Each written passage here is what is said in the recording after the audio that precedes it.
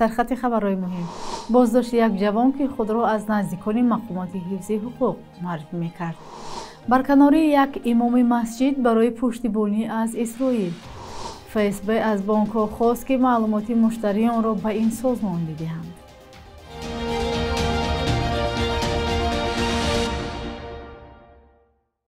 سلام بیننده های گرامی، امیدوارم خوبید. به برنامه نویدی با منادی خوش آمدید. امروز پنجشنبه 30 اکتبر در شهر خوجند یک جوانی را بازداشت کردند که خود را همچون نزدیک کارمندان حفظ حقوق معرفی کرده از مردم برای خدمت‌هایش مبلغ می‌گرفته است. وزارت کارهای داخلی شام دیروز با پخش یک برنامه گفت عابد نعیموی 24 ساله ساکن شهر خوجند دوام ماه اکتبر از یک نفر ساکن شهر سرافشان با وعده آزاد نمودن برادر محکوم شده‌اش از ادای جزا بیش از 34,000 سومانی گرفته است. همچنین وی ماه ایول سال روان با همین شیوه یک ساکن شهر دوشنبه را باور کننده است که برای عوض 1500 سومانی واسطه نقلیاتش را که برای به اجازت نامه سیاه‌شیشه اداره کردن در جریمه‌گاه بازرسی دولتی اتومبیلی قرار داشت میبرارد. عابد نعیموف در برنامه اقرار می شود که برای با باوری درآمدن به مردم خود را همچون نزدیک کارمندان حفظ حقوق معرفی کرده مبلغ آنها را برای احتیاجات شخصی استفاده می برده است. او همچنین می گوید به کارمندان یگام نزدیکی نداشته از کاری کرده‌اش صدقاً پشیمان است. تصدیق درستی حرفای او از دیگر منابع دسترس نبوده معلوم نیست نوار در چه شرایط ثبت شده است. فعلا گمانبر در حبس پیشکی قرار داشته تفتیشات ادامه دارد. در بریتانیا امام یک مسجد را برای آنکه گفت با اسرائیل هیچ مشکلی ندارد از وظیفه برکنار کردند. در این باره روزنامه یروشلیم پست خبر داده نوشته است که فعالیت امام عمر یک روحانی بریتانیایی در مسجد الخضر در ناتینگهم پس از آن منع شد که او در مصاحبه با فعال افراطگرایان بریتانیایی تامی رابینسون گفته است با اسرائیل هیچ مشکل ندارد و به سابقه تاریخی یهودیان در خاورمیانه اشاره کرده است.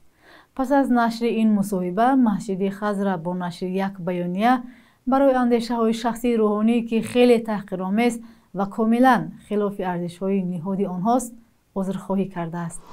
وکیلان حزب کمونیست روسیه پیشنهاد دارند که کودکان مهاجران روس زبان را از امتحان زبان روسی آزاد کنند. لایحه طرح قانون علیه به دومه دولتی روسیه ارائه گردیده است. در صورت قبول آن کودکان مهاجرانی که زبان مادریشان روسی است هنگام قبول به مکتب از سپاریدن امتحان حتمی زبان روسی آزاد می‌گردند. مؤلفان گفتند کودکان خارجی که زبان مادریشان روسی است از نظر فرهنگی به روس‌ها نزدیکند و با زبان آنها حرف می‌زنند. طبق این طرح ترتیب آزاد کردن چنین کودکان از امتحان زبان روسی را وزارت معارف روسیه معین می‌کند. از 1 اپریل سال روان فرزندان مهاجران در روسیه عهده‌دار شدند که هنگام قبول به مکتب‌های این کشور امتحان حتمی زبان روسی سپارند. و گزارش داریم از ناحیه دنغره. در یک چاره‌بینی با اشتراک امام علی رحمان رئیس جمهوری تاجیکستان میبایست در این منطقه آزادی اقتصادی کارخانه پنل‌های آفتابی ساخته میشد و ماه مارس سال 2025 به استفاده داده میشد. اما تا کنون این نقشه به اجرا نرسیده بنیاد کارخانه به تأخیر افتاده است. چرای این موضوع را همکارمان میرزا نبی خالقزاد گزارش میدهد. با این مراسم پرشکوه وعده شده بود که در منطقه آزاد اقتصادی دنغره کارخانه پنل‌های آفتابی ساخته می شود. مراسم با اشتراک رئیس جمهوری تاجیکستان امام علی رحمان ماه می سال 2024 برگزار گشته بود. نقشه این بود که کارخانه ماه مارس سال 2025 به کار سر کند. اما تا کنون این نقشه به اجرا نرسیده بنیاد کارخانه به تأخیر افتاده است. در سفر خدمتی که داشتیم با شخصان مسئول این کارخانه تلاش کردیم واخوری کنیم و خرسندانان واخوری هم شد. از حسابی همون شرکتی با عهده داشته این تا حاضر معین شدگی نیست، لیکن من فکرم وایو هم وعده کردن که ما اینا البته در اونجا مرحله یاگش آغاز میکنیم. کارخانه میبایست از سوی شرکت اشیاهای گلوبالی آفتابی کره مبلغ گذاری میشد. برای این 22 هکتار زمین جدا شده است. چطوری که شما گفتین مرحله اول اون زیاده باید در استفاده ساختمان مرحله اول اون زیاده از 700 میلیون دلار آمریکایی باید جلب کرده میشه. اکنون معلوم نیست این سرمایه دسترس شده است و کارخانه کی ساخته و پنل هایش به فروش می براید. حالا نرخ یک پنل چینی در بازار از 1000 سامانی سر می شود. ساکنان با داشتن شرایط برای استحصال برق از این پنل ها خریداری می کنند. به گفته آنها اگر این کارخانه ساخته می شد شاید نرخ آن ارزان می گشت. حالا برای تولید 3 کیلووات ساعت برق با پنل های آفتابی باید 10,000 سامانی صرف کرد. خانواده های دارا مشکل برق خود را حل کردند. ما اول خواستیم که میره با 3 کیلووات گرفتیم. 3 کیلووات که گرفتیم که کفایتی نکرد. 5 کیلووات در یک اویله کفایت است که 100% استفاده برق خودش استحصال کفایتی. قریب هر 4 فصل تاجیکستان آفتابی اند.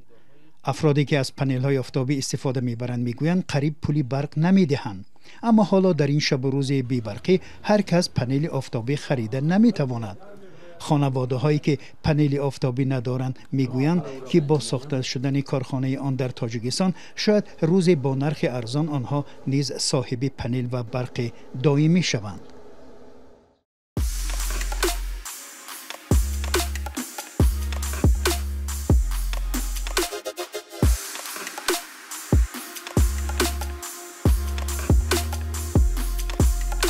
همه چیزی که میخواهند و میخواهید در اینجا هست.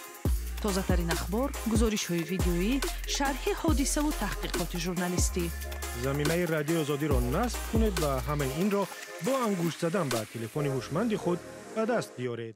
خدمات امنیتی فدرالی روسیه یا FSB از بانک‌های روسیه خواسته است مکاتبه با مشتریان و معلومات بانکی آنها را برای نهادهای قدرتی حفظ کند.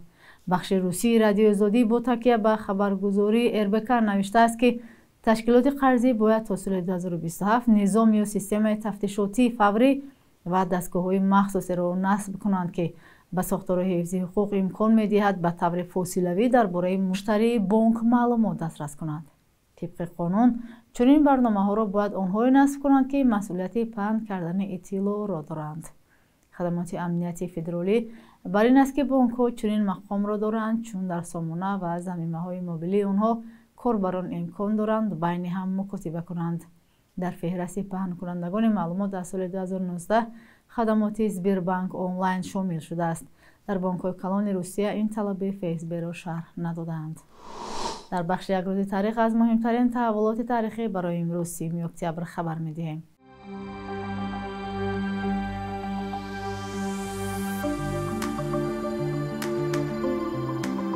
30 اکتبر سال 1926 زادروز دانشمند شناخته تاجیک اکادمیک محمد جان شکوری است که در 85 سال عمرش در عرصه زبان و ادبیات و تاریخ تاجیکان تحقیقات پرارزشی انجام داده است.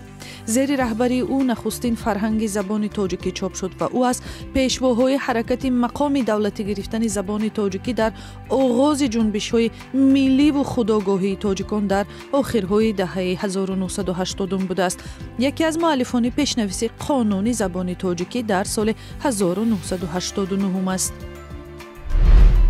30 اکتبر هر سال چون روز خاطره قربانیان سرکوب‌های دوران شوروی برگزار می شود. از سالهای 1920 تا 1950 میلیون ها شهروند اتحاد شوروی دشمن خلق اعلان شده در نتیجه زندانی کشته و به اردوگاه ها فرستاده شدند. در تاجیکستان تنها در سالهای 1937-38 زیاده از 15,000 نفر مورد سرکوب قرار گرفتند، ولی این آمار نهایی نیست و تا هنوز پژوهش مکمل این حادثه ها انجام نشده است. 30 اکتبر سال 2000 در تاجیکستان پل ملی سامانی به گردش برآمد. با قرار پرزیدنت واحد نوی پل ملی سامانی به افتخار اسماعیل سامانی بنیادگذار نخستین دولت تاجیکان نامگذاری شد. در روی هر پل کاغذی سیمای چهره‌های تاریخی خلق تاجیک و یادگاری‌های معماری تاجیکستان جای داده شده است. بانک ملی صبح امروز 1000 روبل روسی را با 116 سومانی، 100 یورو با 1081 سومانی و 100 دلار 928 سومانی مقرر کرده است.